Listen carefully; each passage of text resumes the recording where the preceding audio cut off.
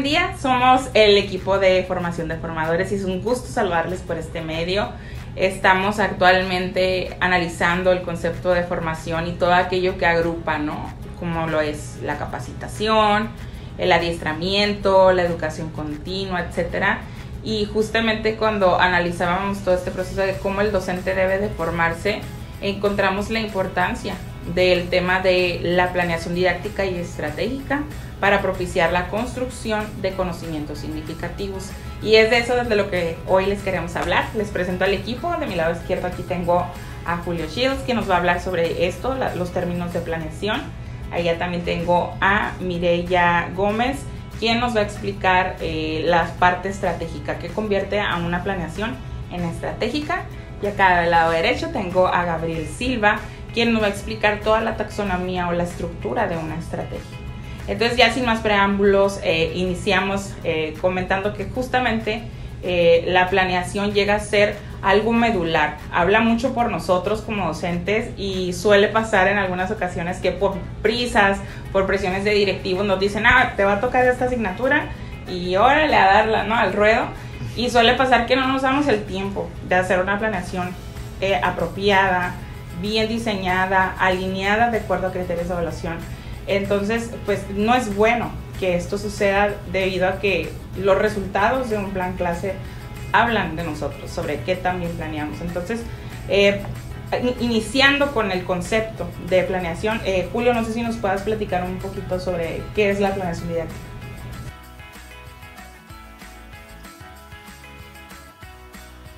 Sí, claro. Pues bueno, la planeación didáctica, como bien se comenta, partiendo de ahí, va a ser parte fundamental de una preparación para un curso, para una asignatura, para una sesión. Ahora, hay que entender que la planeación didáctica es una herramienta que nos va a permitir a nosotros pues mantener un margen o un estándar de lo que tenemos que trabajar. ¿Cuál es su finalidad o cuál es la finalidad propia de la planeación didáctica? En nosotros contar con una guía instruccional de lo que nosotros tenemos que realizar en nuestra asignatura o en nuestra sesión. La planeación didáctica es la que nos va a indicar los objetivos que nosotros necesitamos cumplir. Y bueno, vamos a hablar de contenidos, vamos a hablar de actividades, vamos a hablar de otros apartados que son parte de los elementos que cuenta una planeación didáctica, o bueno, como algunos también los conocemos, un plan clase. Encontramos 5 elementos fundamentales y que no pueden faltar en una planeación didáctica. El primero va a ser el objetivo. El objetivo va a ser esta guía conceptual de lo que nosotros queremos, a lo que nosotros queremos llegar al momento de brindar nuestros servicios como docentes. Ese objetivo va a indicar qué queremos aprender, para qué queremos aprender, cómo lo vamos a hacer. Ahora, las instituciones no solo trabajan con objetivos, también trabajan con competencias. Entonces, aquí no va a haber ninguna disyuntiva en ambos. Se puede trabajar un plan clase con un objetivo o con una competencia. A fin de cuentas, ambos nos van a permitir obtener una guía de esa finalidad de nuestro curso, de nuestra asignatura. El segundo elemento de un plan clase va a ser el método. Método, o también lo encontramos como actividades de aprendizaje. Estas actividades de aprendizaje o este método van a ser los procesos que nosotros llevemos durante la enseñanza para fortalecer, desarrollar, crear conocimiento, que nuestros estudiantes se sientan cómodos con el contenido que estamos trabajando. Y bueno, propiamente la palabra misma lo dice, las actividades pues van a ser estas diferentes acciones que nosotros tengamos dentro de un curso, de una sesión, pues para llegar a esa finalidad que mencionábamos anteriormente, que tiene que ver con el objetivo de nuestro plan. Y justo ahí que lo mencionas, el método suele a veces desconocerse. Muchas personas o muchos docentes, si tú le dices, ¿qué método utilizas para dar tu clase? Y el profe se queda, pues hago esta actividad y es correcto. O sea, sí, el método incluye las actividades. Sin embargo, por ejemplo, alguien que da una clase de leyes, digámoslo, en licenciatura de Derecho, pues obviamente el método va a ser dogmático, porque el docente no puede cambiar aquello que está enseñando, o un docente de matemáticas no puede cambiar a lo mejor una fórmula. De una manera dogmática, él va a diseñar estas actividades de aprendizaje. No porque sea el método dogmático significa que sea algo malo, porque al fin y al cabo va a poder enriquecerlo gracias a esas actividades de aprendizaje que mencionas, que van a ayudar a que se facilite el conocimiento para el estudiante. De ahí la importancia de conocer qué método estamos utilizando, y pues si no saben, hay que investigar y decir, a ver, para esta asignatura voy a utilizar este método, voy a usar este otro, y sin duda a partir de ahí es como nosotros vamos a poder establecer muy bien estas actividades de aprendizaje. ¿Continuamos con la tercera? Sí, la tercera serían las evidencias. Estas evidencias, pues a fin, van a ser los resultados del aprendizaje que nosotros encontramos cuando realizamos las actividades de aprendizaje.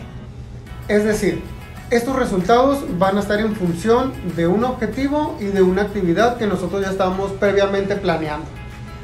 Mencionábamos hace un momento, podemos llegar de repente un poquito improvisados, pero es importante que evitemos este tipo de improvisación. ¿Para qué? Para que las evidencias realmente fundamenten lo que nosotros estamos llevando a cabo dentro de un salón de clases.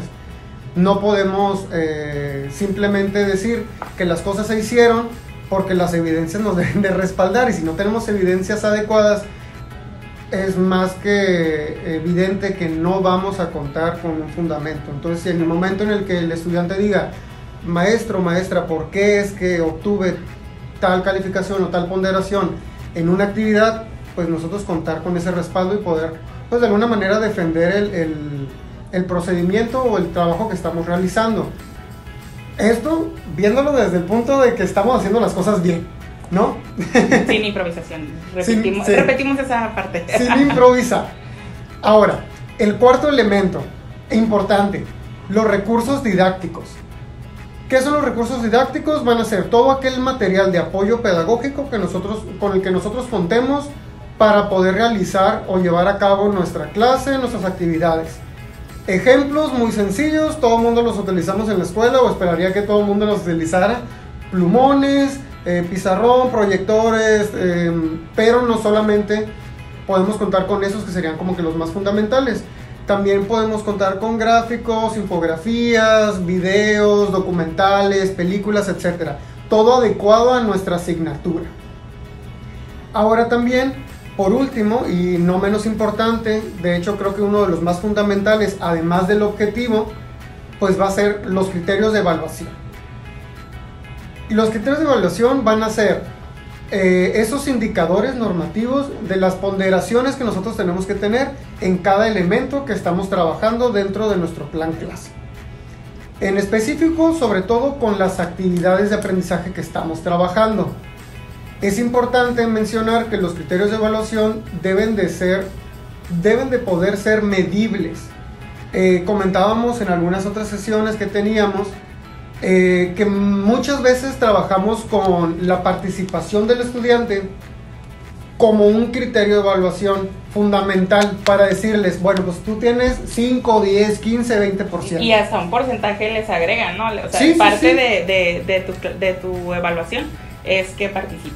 Sí, entonces, lo que encontramos con la participación es que, como el docente es quien realmente está diciendo o dictaminando si participó o no adecuadamente, pues es algo muy subjetivo. ¿Cuál es el problema? Que lo subjetivo, como indicábamos ahorita, pues no es medible. Se tiene que buscar la manera de que pueda ser medible o de justificar que sí se está midiendo de forma adecuada. Entonces, una solución muy sencilla que pudiera nosotros ayudarnos a mantener un estándar para no agregar o quitarle a la participación que un estudiante tenga, pues son los formatos. Quizá algún checklist de decir, ok, mencionó la idea principal o las ideas principales, sí las mencionó. Tuvo relevancia su participación en tanto que retomó la idea fundamental del tema, o incluso buscó la forma de adecuar el tema a una experiencia propia o una experiencia grupal que tuvo. Nosotros vamos a ir trabajando con qué creemos que pueda ser. Aquí lo importante va a ser que nosotros tengamos un formato para todos nuestros estudiantes. que no sea en el momento que se haga la participación el que uno mentalmente diga, ah, sí, sí me gustó o no me gustó. Y ahí es donde entra este formato, se llega a convertir en un instrumento de evaluación. Sí. Porque realmente tú dices, ah, pues una participación coloquial como una lluvia de ideas, ¿de verdad se puede evaluar? Claro que sí. O sea, retomando esto de los puntos que mencionabas, yo puedo elegir 5 indicadores en este checklist o lista de cotejo, como ustedes la quieran llamar, y decir, no, pues si lo hizo. La cosa y algo importantísimo es que el estudiante esté enterado, ¿no? De sí. qué es lo que o sea, cómo es que se les va a evaluar, y que yo anteriormente este formatito o este instrumento de evaluación le diga, ok, vamos a hacer, chicos, una lluvia de ideas y voy a evaluar esto y esto. ¿Estamos de acuerdo? Sí, adelante. Y empezamos con la lluvia de ideas. Entonces, eso nos va a ayudar. Sí, de hecho, se menciona ahorita algo importante, que es el que el estudiante esté enterado. Cuando nosotros vamos a presentar, vamos a iniciar con un curso, sobre todo con un curso, se necesita el espacio del encuadre, que es algo que debe de estar presente en una planeación. El encuadre, que es creo que de lo más importante, porque en este encuadre, ¿qué vamos a hacer? Presentar el plan clase que nosotros tenemos de nuestro curso a los estudiantes y que conozcan qué métodos vamos a utilizar o cómo es que vamos a llevar a cabo nuestras clases, qué actividades vamos a trabajar, cuáles van a ser las evidencias que nosotros tengamos que ir recabando, ¿no? Quizá los recursos no son tan necesarios quizá en esta parte del encuadre, pero se pueden tomar si es que es de su preferencia, pero también los criterios de evaluación. ¿Qué es lo que nosotros como docentes vamos a evaluarle a ellos como estudiantes? ¿Qué esperamos que cumplan? ¿Qué necesitan? Se mencionaba también que parte de los criterios de evaluación pues encontramos dos tipos, que son los generales y los específicos. Los generales van a tender a hablar sobre todo un curso en general, vaya, ¿no? Tiempos de entrega, formatos de actividades, que mencionamos parte de la participación de clase, si va a haber mínimos, si no va a haber mínimos, respaldados con un formato. También las evaluaciones parciales y evaluaciones finales que tengamos, ¿no? O sea, esta evaluación va a cumplir con tanta ponderación, X porcentaje, y esta evaluación final pues va a retomar el promedio de estas parciales, y bueno, cada uno lo va adecuando. Y también las específicas, que van a ir en torno a las actividades como tales. Si nosotros pedimos un resumen, un ensayo, una reflexión que cumpla con mínimo 500 palabras, que cumpla con un formato, trabajamos mucho nosotros el APA, que trabaje con el APA de X o Y edición, que nosotros sea de nuestra preferencia. Bueno, ese tipo de criterios también se consideran parte de la planeación y parte de la evaluación. Excelente. Bueno, entonces retengamos mucho estas partes, ¿no? del plan clase, que si tenemos la duda, por ejemplo, en qué actividades de aprendizaje puedo hacer diversas, que no sea lo mismo cada una de ellas, pues hay que capacitarnos, hay que buscar diferentes formas de llegarle a nuestros estudiantes. Ya se comentaron algunas formas, y yo les puedo decir otras más, pero si usted es el que sabe de su clase, usted es el que tiene completamente el dominio del tema y sabrá qué es adecuado y qué no lo es. Por ello le estimulamos, lo motivamos a que de verdad se adentre en esta parte de las actividades de aprendizaje, y estas actividades siempre van muy amarraditas, de nuevo repetimos, con los instrumentos de evaluación, con los criterios de evaluación, porque al fin y al cabo pues el estudiante ahora más con la virtualidad, ¿no? Ha llegado a ser un recurso muy muy importante, que el estudiante sepa cómo se le va a evaluar y que, por ejemplo, cada uno de sus trabajitos qué valor tiene, llega a ser algo importante, ¿no? De su conocimiento. Y bueno, maestros, otro punto importante, a ver, ¿nosotros hacemos planeaciones o hacemos planeaciones didácticas? ¿Qué cree usted que sea la diferente o lo que haga esta diferencia? El concepto de didáctica es muy sencillo, es el arte de enseñar, ¿no? Así lo decíamos. Entonces, cuando nosotros hacemos este arte, que la verdad pues es algo...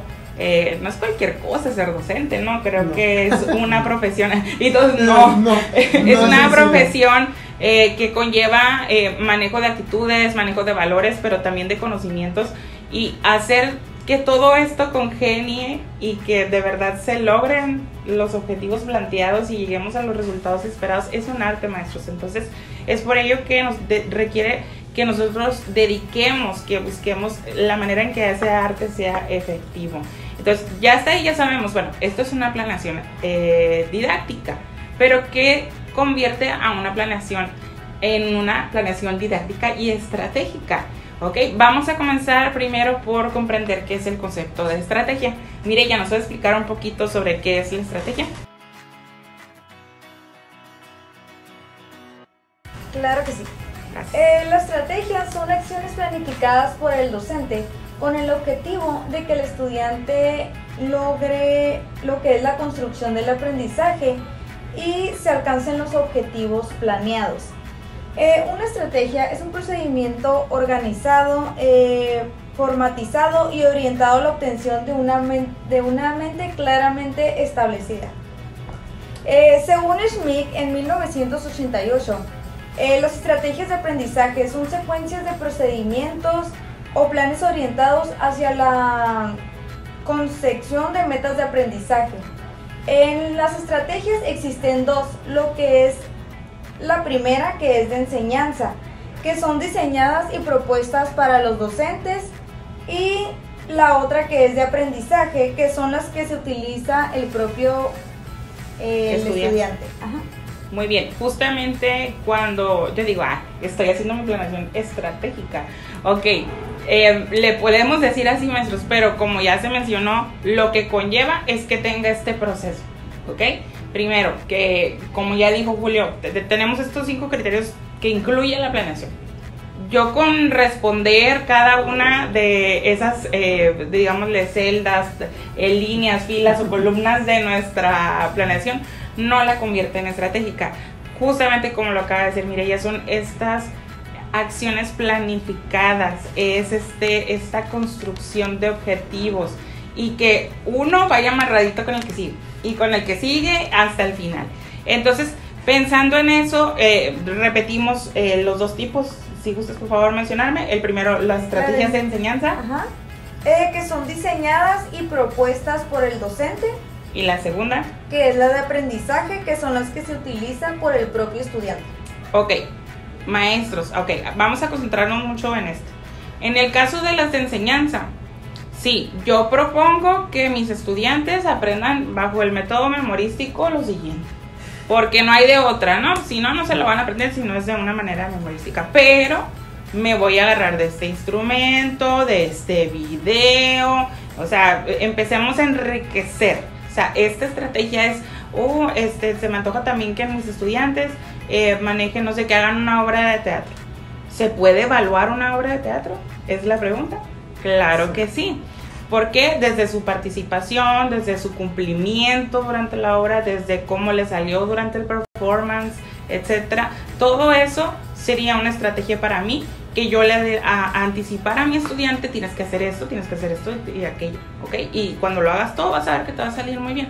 Pero estas de aprendizaje que a veces, se los decimos maestros porque es muy normal de que sí, yo aplico estrategias de aprendizaje. No, el que aplica las estrategias de aprendizaje es su estudiante, porque él, para poder participar en esa obra de teatro, él dice, ok, voy a leer y leer y leer y me la voy a memorizar para que me salga muy bien.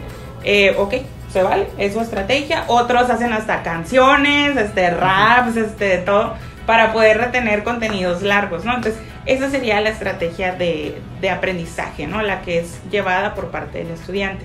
Ahora, otro punto sobre las estrategias, maestros, es que existe una taxonomía, o se podría decir momentos.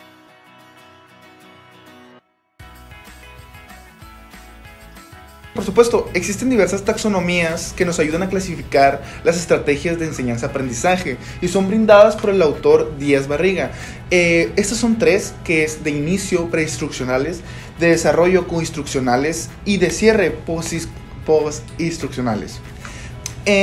Para empezar, las de inicio nos brindan lo que es el poder manejar y saber la situación que tienen nuestros alumnos al momento de que llegan con nosotros. No sé, profesores, no van a dejar mentir. Al momento de que tenemos una materia que es seriada, podemos tener este momento en saber qué tanto sabe nuestro alumno de la materia, debido a que, por ejemplo, si estamos dando Matemáticas 2, donde estamos hablando sobre multiplicación o división, y vemos que nuestro alumno no viene bien preparado de las bases que son sumar y restar, podemos verlo con este momento y esta fase, que es el ver cómo viene, o también conocido también como la fase diagnóstica.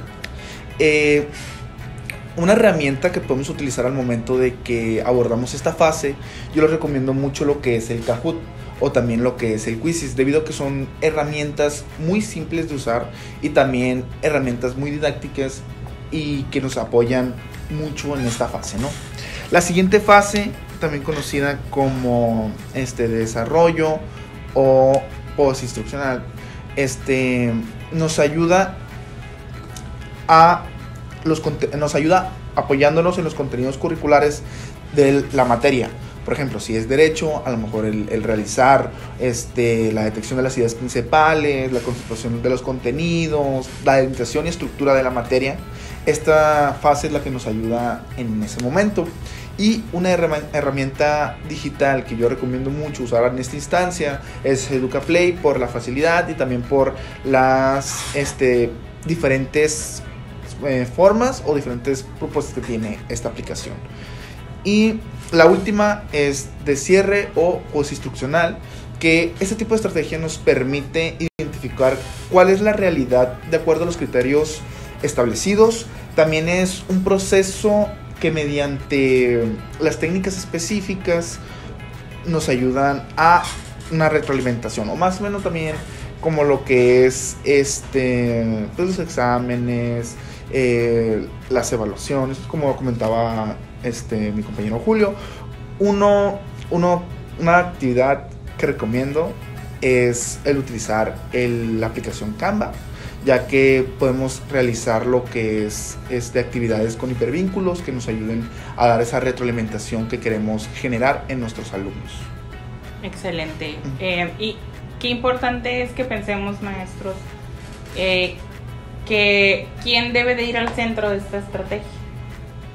No es el cumplir con los requerimientos del programa de estudios, digámoslo así. No es cumplir con los requerimientos tanto en la institución. El alumno siempre va al centro de la estrategia, y a partir de él es como nosotros vamos a decidir cómo van a funcionar estas 3 tipos de estrategias que ya se acaban de mencionar. Justamente Gabriel nos mencionaba en la estrategia de inicio y nos dio un buen ejemplo de plataforma gamificada, ¿no? Pero usted me puede decir, ¿sabe qué, maestra? Yo no tengo proyector en mi salón, yo no cuento con la herramienta digital, ¿no? Entonces podemos pensar en otras opciones, ¿no? Es muy sonado el cuestionario diagnóstico. ¿Cómo la ven ustedes, chicos? ¿Ustedes creen que pueda llegar todavía a ser funcional un cuestionario diagnóstico hecho a manita? A ver, ¿quién me la contesta? Yo creo que sí. Yo creo que sí. Si nosotros, digo yo desde mi postura de la planeación, ¿no?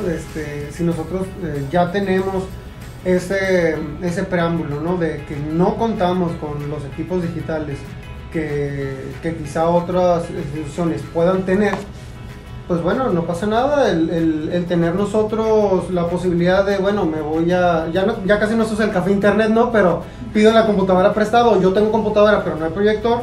Bueno, en la computadora yo, en donde realizo las evaluaciones, hago un documento, genero un cuestionario que me sirva a mí como diagnóstico, lo imprimo y lo entrego a mis estudiantes, ¿no? Creo que no hay ningún problema. Y si tiene que ser a mano. El chiste aquí es... Se dicta y se anota. Sí, claro, el chiste aquí es no dejar pasar esta oportunidad de saber cómo es que llega el estudiante con nosotros. Sí, detectar los saberes, como ya se mencionó, las capacidades que tienen, no es un proceso a corto plazo. Sinceramente, un diagnóstico no es algo que con un cuestionario lo vayamos a conocer completamente. Nos va a ayudar, ¿no? Es una de las herramientas. Pero sí necesitamos más elementos para poder crear una estrategia de inicio que aterrice precisamente en esas necesidades del estudiante. Entonces, qué importante, ¿no? Fue conocer esta explicación que nos da Gabriel sobre este tipo de estrategias. Ahora vámonos él hablaba sobre la gamificación, ¿no? De estas plataformas, que es Quizzes. Ahí les vamos a poner el nombre abajo si no las conocen, o Kahoot, que de hecho también se utilizan para la de cierre, ¿no? Porque al fin y al cabo son cuestionarios gamificados, están muy, muy padres, en donde el estudiante se divierte, donde el estudiante puede elegir, ahora sí que de una manera anónima a veces, si así lo desea, pero al fin y al cabo se retroalimenta el conocimiento. Entonces, muy recomendadas. Ya aquí vamos a cobrar al patrocinio, a las plataformas. Y en el caso de las coinstruccionales, creo que este es el momento, maestros, medular de nuestra estrategia. Les voy a decir por qué. Porque sobre la marcha del contenido llegamos a veces a tener un poquito de prisa en el cumplimiento de todos estos temas y nos olvidamos, ¿no? De, sí, vamos a tener tal lectura, vas a detectar los conceptos más importantes, vas a hacer no sé, el ensayo, supongamos, y a partir del ensayo vas a reflexionar de la lectura. Ok, muy bien, está bien la estrategia, no significa que esté mal, pero detengámonos un poquito a la estructura, por ejemplo, de este ensayo. Ok, estudiantes, vamos a delimitar, ahora sí con mi instrumento de evaluación, a lo mejor que se les ocurre una rúbrica para evaluar un ensayo, y vamos a empezar a agregar indicadores que yo como docente de manera estratégica digo, necesito que el estudiante del ensayo de la lectura cachen estas cosas. Entonces empezamos con los indicadores. ¿Qué indicadores se nos pueden ocurrir a nosotros? Yo empiezo con el primero. Que el ensayo sea con base a la lectura asignada y, si gusta, con otras 3 fuentes seleccionadas. Una digital, una física y una que ellos investigaron libre, ¿ok? Entonces yo pongo ese primer puntito en mi rúbrica y mi estudiante ya sabe que no va a poder ser un copy-paste, ¿no? De la Wikipedia. Va a tener que buscar primero esas fuentes, investigarlas y ya a partir de ahí escribir. Gabriel, no sé qué otra se te ocurre a ti. A mí se me ocurre cómo lo relacionas con tu carrera. En este caso, al momento que abordamos con la asignatura. Con la asignatura, en el momento de que les damos esta oportunidad de reflexión y sobre todo análisis de que, ok, ¿cómo lo llevo? ¿Cómo lo traspolo a lo que estoy viviendo, a lo que estoy haciendo y sobre todo a lo que me están enseñando? Exacto. Ahí lo podemos ligar, por ejemplo, con el título de la unidad de aprendizaje, con el título de la asignatura o simplemente, bueno, a nosotros estamos en superior, por eso hablamos de carrera, ¿no? Pero si usted no está en superior, fácilmente lo podemos bajar un poquito, ¿no? Y delimitar es una palabra importante. ¿Qué otro indicador acá, Mireya? Pues otro que ponen en la rúbrica, muy importante, es cómo se realiza lo que es el ensayo. Por ejemplo, en el tipo de letra, la justificación, el tamaño de la letra, el color de la letra. En sí siempre son bien especificados cómo quieren justamente un ensayo. Sí, son características, no por querer uniformar todo, ¿no? Pero sí que le ayudan al estudiante a no estarse quebrando la cabeza. Por ejemplo, hoy en Canva existe la posibilidad de hacer los documentos en Canva. Entonces a mí de repente me llegan unos fondos así muy coloridos y con unos corazones y florecitas, todo. Y está excelente, digo, a mí me encanta. Pero hay docentes que dicen, oye, esto lo voy a ocupar e imprimir. Entonces sinceramente pues se me va a ir todo el toner y todo el magenta ahí con todos los colores que me pusiste. Ok, entonces lo pedimos pues bajo, de hecho yo hago mis plantillas y los alumnos a partir de ahí ellos las completan. Entonces eso le da uniformidad a mis asignaturas y me permite saber identificar con quiénes estoy trabajando y qué temas estoy trabajando, ¿no? Y otro indicador que se te ocurre a ti. Sí, se mencionaba, aparte de indicar el formato, ¿no? La tipología de este documento, también va a ser importante que al trabajar con referencias pues se estén utilizando de forma adecuada. Es decir, en el momento en que nosotros encontramos en un ensayo, que es el que estamos usando de ejemplo, alguna mención a autores, etcétera, también vamos a poder tener un indicador de cuál es el manejo del contenido que están trabajando, porque no solo le estamos pidiendo al estudiante que en base al documento que nosotros les brindamos, en base a la temática y además que está buscando en otras partes, que lo puedan, pues ahora sí que relacionar de forma coherente, ¿no? En los textos se manejan dos ideas, ¿no? O sea, tiene que ser coherente y tiene que haber cohesión. Es decir, el tema de una referencia que nosotros estamos manejando con la otra tienen que ver. Y además, el estudiante sabe cómo unir esas dos ideas. Exacto. O sea, no solo tienen que ver una con la otra. O sea, podemos hablar de blanco y negro y sí, está bien, blanco y negro. Tienen que ver, sí, pero ¿cómo nosotros los vamos a unir? Bueno, son colores, ¿no? En este caso, pues hablando del ensayo, es la forma, no muy gráfica, lo pongo yo, de cómo el estudiante pues hace estas conexiones y nosotros también podemos determinar si está teniendo un manejo de la información adecuado, ¿no? Del contenido que estamos queriendo abordar en ese momento. Excelente, y fíjense que cuando nosotros pensamos en esta parte de que lo relacione, que lo contextualice, pensemos en lo primerito que se dijo, que es el objetivo de la competencia. Mi trabajo o la solicitud del trabajo que estoy mencionando debe de ir amarradito. Entonces, si yo pedí un ensayo, ¿qué competencia creen que yo utilicé? Pues en el ensayo muchas veces tiene que ver con la parte de la reflexión, con la parte del análisis, con la parte de la... Y se me va la palabra, pero es de examinar pues lo que es un contenido, correcto, ¿no? Examinar. Entonces sí. Entonces ya tenemos ahí el conocer, el analizar, el examinar. Ok, ya tengo mi taxonomía ahí impresa a un ladito de mi computadora cuando estoy planeando, siempre me pasa así, ¿no? Entonces es una recomendación que hacemos, que es importante. Fíjense, desde el inicio tengo una competencia que cumplir y se me viene a la mente este ensayo, le hago sus criterios o su instrumento de evaluación, que sería esta rúbrica, y ahora sí, esta rúbrica, cada apartado, yo hasta le puedo poner un porcentaje, que en los criterios de evaluación yo había dicho que el ensayo se valía 10%. Entonces, ok, le voy a poner que el estudiante realizó una introducción sostenida y con base a los autores mencionados, que en el desarrollo o en el abordaje teórico del ensayo el estudiante explicó, relacionó, como lo mencionaste, cada uno de estos contenidos a la vida diaria, etcétera. Ok, ahí va un 5%.